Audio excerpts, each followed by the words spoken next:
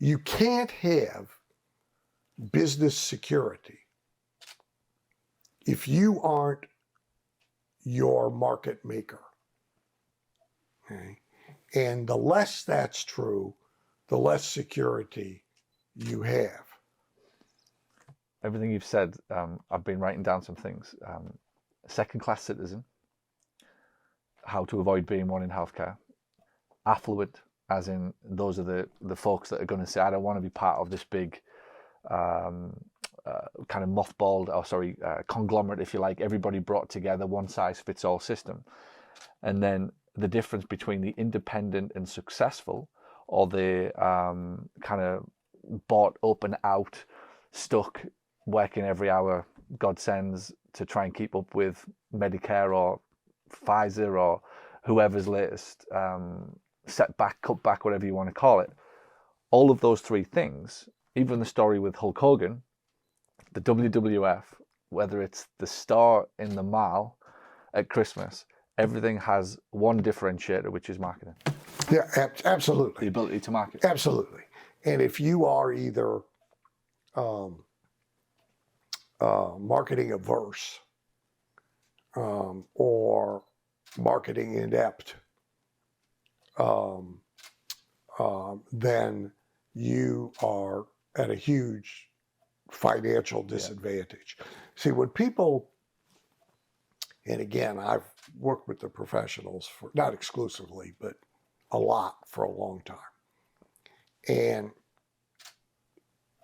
when you go to school and you spend however many years in school you spend in order to get this technical or clinical skill set, it is understandable that you think that's the Holy Grail, right?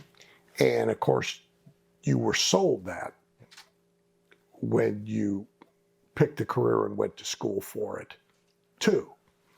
So professionals think that that's the Holy Grail. And if I'm doing something meaningful and important with a high level of clinical or technical skill, that ought to be enough, right? If I'm healing the sick, and they can throw away their walkers and play the piano again, and right, that ought to be enough, right? And there was a day when it was, but it was right around 1940, where mostly there was one barber, one family doctor, one hardware store, one whatever, and if you hung up the sign, you won, right? And right around 1950 to 1955, that started to change dramatically, right? And of course, now it is not true at all. We have no need, hardly anywhere, for another anything. You know, they've used up all the places to open a Starbucks, so they're now opening Starbucks in the restrooms of Starbucks. That's what they're down to. So, like, we don't need another coffee shop. So you can't be just another alternative, right, in any field. And the argument that you're clinically better than the other guy is not good enough, because nobody can tell, at least until they've had 16 treatments, right? Because there's no consumer split test, right? I can't come to you on Tuesday and go to him on Thursday and evaluate, right? So those claims are just the ante to be in the game, okay? And the clinical and the technical is just the ante to be in the game, right? Then it's the ability to do all of the things that we kind of lump under the umbrella of marketing. right? It's the ability to figure out who you want to be for, who you want to attract. And the worst answer in the world is anybody and everybody. So what is my, service orientation? Who is my consumer? Who's my avatar? Who do I want to be here, right?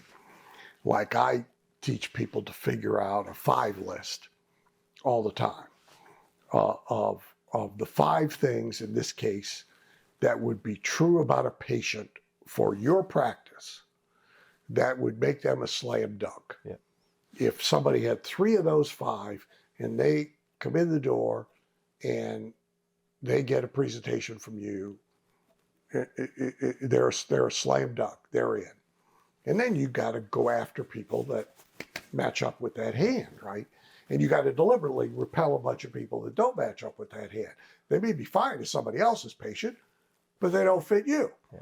And they're just going to clog up your system and raise your overhead and cause you staff problems and all of that.